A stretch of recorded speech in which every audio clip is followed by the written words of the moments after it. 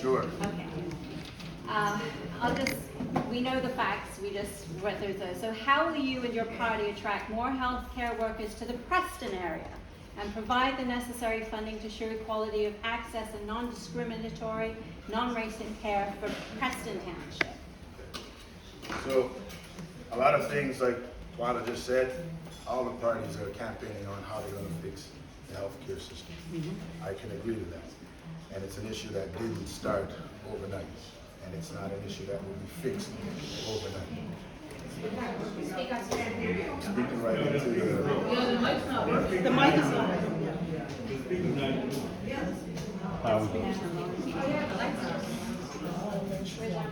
check 1, 2. It's not even on. This is not on. Yeah. The speaker's not on. So, in regards to the problem of healthcare for the Prestons, I think collectively we need to reach out to the community, talk to the community to find out what we need. Is that better? Yeah. To find out what their concerns, what they need with the healthcare. Because I know, for example, in our community, we have mental health issues that we don't talk about. But we need to start to talk about so we can find the right solutions, how to approach this with our members of our African Nova Scotian community. All right? Then, once that happens, we consult with the professionals who understand. Ministers and all those things are great to have, but it's the professionals who will be able to help the people find the needs that they need. All right? The NDP is running on a platform of collaborative healthcare, which means it takes pressure off of us going to doctors who are not specializing in specific things that we're going to. So if I'm going to, for example, I'm going to use a basketball analogy. On a basketball team, you got 5 players.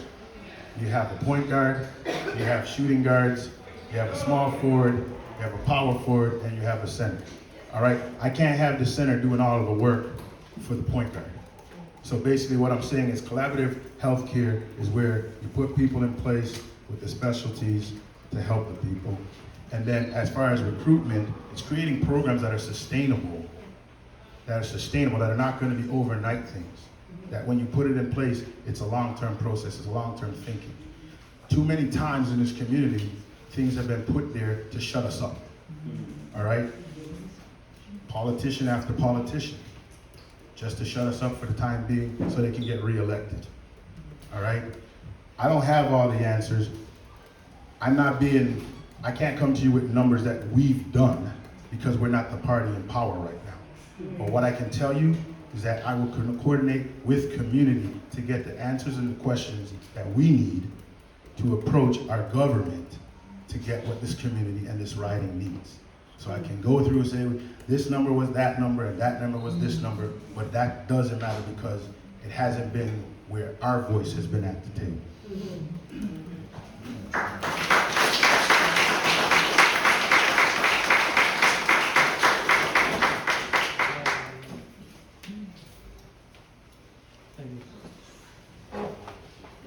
Healthcare is an interesting topic to me because it's sort of a microcosm of a lot of the bigger problems that we have in politics in Nova Scotia. So it is a big issue, and Colter's exactly on point. It's something that everybody's got ideas on, everybody wants to fix it, everybody recognizes it's the biggest issue that there is right now in Nova Scotia because we all desperately need that healthcare and we're not getting what we need. The wait lists are too long, people don't have GPs, the situation is incredibly dire. Now, could we have seen this coming? I think so. Harkening back to, I mentioned in 2017, I was looking at the world, looking at the way things are changing, going, it's not getting better, it's getting worse. Healthcare was bad then, it was not good in 2017, but it's gotten worse now, and we could see that then. It was obvious that things were not improving. It's structural, it's systemic. Like Twila said, it's not something that happened overnight, right? Now, I'm hearing great ideas all across the board here, and I'd love to talk last on this one, because I'd love to hear the ideas from Carlo, from Bobby, but these are all great ideas. Collaborative care, absolutely. This is in the Green Platform, something we need to be doing. We need more medical school spots. That especially, I think, is a really fantastic idea, trying to open that medical school in Cape Breton. But many of these things, maybe not the medical school spots, but many of these things are what I look at as sort of Band-Aid solutions. It's for right now. And CC nailed it on the head. It's shut us up. It's we're going to fix healthcare. Give us 4 years. It'll be all better. We promise. One more time. Just this last 1 4-year cycle, we'll fix it this time. It doesn't take 4 years. It takes a lot more than 4 years. We need to start putting the groundwork down now, making tough decisions that will pay off dividends in the long run. We need to do things that are going to make people healthier 20 years from now, but there's no political incentive to do that because we're on this treadmill, 4 years, 4 years, 4 years. Now, what is that going to look like? Collaborative care is definitely a part of it. More medical seats is part of it. But a lot of it's not the way that we deliver care, it's the way that we access care. It's the way that we take care of ourselves when we're not as sick. And these are the things that we're not talking about. Preventive medicine. Things to make people healthier so that they don't need those services often. We have people going to emergency rooms for things that are really not emergency because they can't go to walk-in. They can't go to walk-ins because there's too many people there getting appointments for things that could have been prevented by a pharmacist or by some other sort of specialist that they should be able to go to without a referral and at no cost to themselves. If you don't have the money out of pocket to see a nutritionist, to see someone who can help you improve your health in a meaningful way so that you don't need health care, then what do we get? We get sick care instead of health care, and that's what we have in this province. Look at it by the numbers, and I'm not going to run off specifics, but you can Google this stuff. Per capita, Nova Scotia has as many doctors as provinces that have way better outcomes, like Alberta and Ontario. Why then do we have such bad healthcare outcomes? It's not because we can't recruit enough doctors. We desperately need to recruit more doctors, don't get me wrong, and we should be doing these things. But it's because we're not taking care of people in a meaningful, holistic way.